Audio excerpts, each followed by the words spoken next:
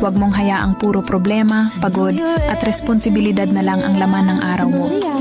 Minsan kailangan mo ring huminto, huminga, at alagaan ang sarili mo.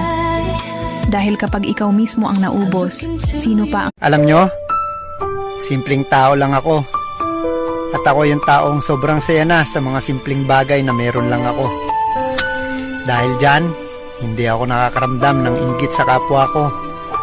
Ikaw, Hindi madali ang bawat hakbang na tinatahak. May mga gabi na gusto ko nang bumitaw at umatras. Pero naaalala ko, Maubos na ang lahat, huwag lang ang tiwala mo sa taas. Dahil kapag ang pera, tao at pagkakataon ay mawala, ang Diyos lang ang tanging hindi ka iiwan. Minsan sinusubok tayo ng buhay para mas lalo